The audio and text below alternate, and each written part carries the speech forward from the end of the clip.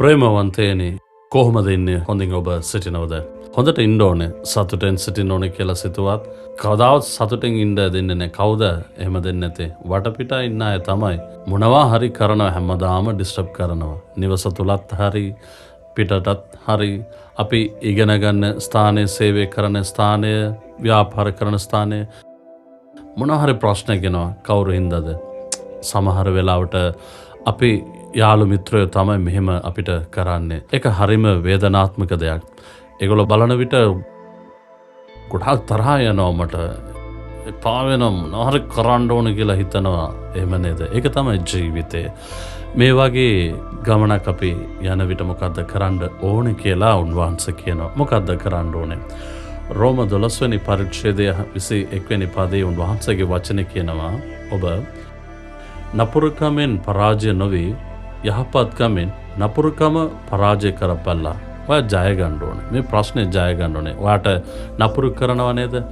ඔවුන්ට නපුරු කරන්න ඕනේ කියලා හිතනව නේද? පඩි ගන්න ඕනේ, මොනහරි කරන්න ඕනේ කියලා දත් මිටි කරනව නේද? එහෙම නෙවෙයි. ඔබ යහපතක් කරලා ඔවුන්ව ජය ගන්න ඕනේ. නපුරු කරපු මිනිසුන්ට යහපත් කරන එකද? ඔව්, යේසුස් වහන්සේ ඒක තමයි ඉගෙනුවේ. නපුරු කරපු මිනිසුන්ට යහපත් කරන්න. යේසුස් වහන්සේ කිසිම වැරද්දක් කළේ නැහැ. ඔක්කොටම හොඳ දේවල් තමයි කරේ. නමුත් උන්වහන්සේව අල්ලන්න පොළුත් එක්ක, කඩුත් එක්ක, කට්ටියත් එක්ක ආවයි. යේසුස් වහන්සේව අල්ලන්න ඕනේ, බඳින්න ඕනේ, මරන්න ඕනේ කියලා. පේදුරු ඒ වෙලාවේ කඩුව අරගෙන එක්කෙනෙක් කන් කපලා දැම්මා.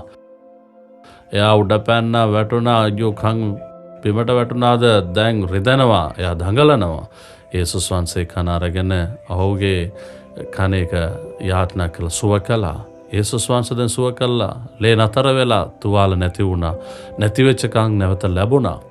මම උන්වහන්සේට අයහපත් නපුරු කරන්න උන්වහන්සේ මට යහපත් කළා.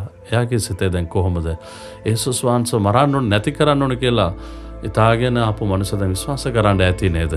ඒක තමයි යේසුස් වහන්සේ අපිට උගන්වපු පාඩම.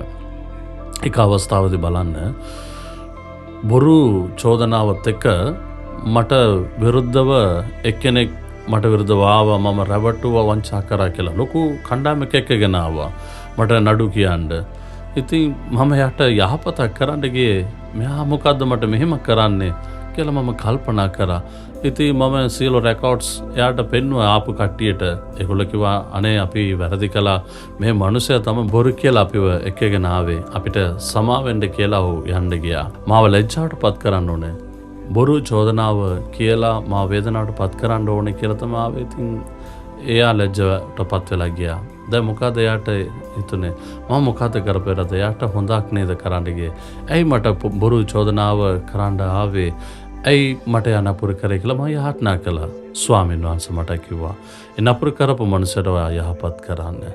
මට ඒ සද්දය දෝංකාර දෙන්න පටන් ගත්තා මගේ සිත තුළ. ස්වාමීනි, මේ සහෝදරයාට මම සමාව දෙනවා. ඔබ වහන්සේට උට සමාව දෙන්න. මට ඔහුට යහපතක් කරන්න අවස්ථාවක් ලබා දෙන්න කියලා මම යාඥා කළා.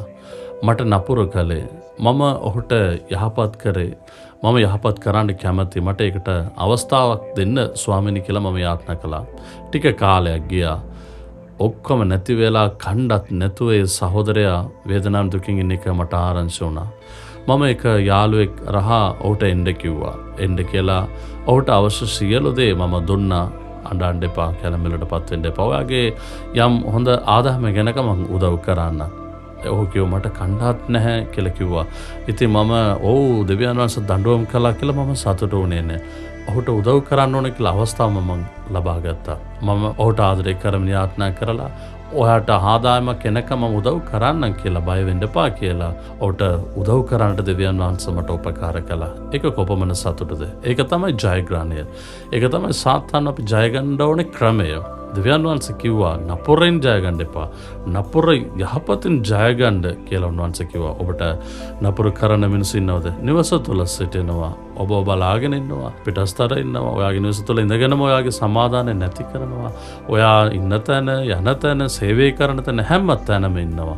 ඔයාට නපුරු කරන මිනිසුන්ට ස්වාමීනි මම ඔහුන්ට යහපත් කරන්න ඕන. මට ඒ අවස්ථාව දෙන්න කියලා ඔයා යාඥා කරන්න. අනිවාර්යයෙන්ම ස්වාමීන් වහන්සේ ඒ අවස්ථාව දෙනවා.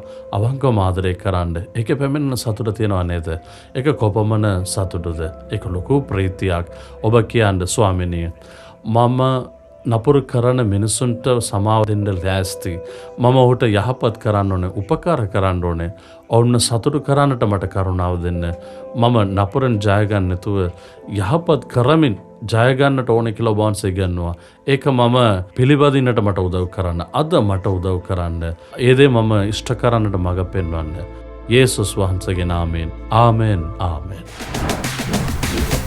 යේසුස් නිදහස් කරයි සිංහල YouTube චැනලය සබස්ක්‍රයිබ් කරන්න. යේසුස් නිදහස් කරයි අපේ නව වැඩසටහන දිනපතා ලබා ගැනීමට සඳහා සබස්ක්‍රයිබ් බටන් එක සහ බෙල් ලකුණ ක්ලික් කරන්න.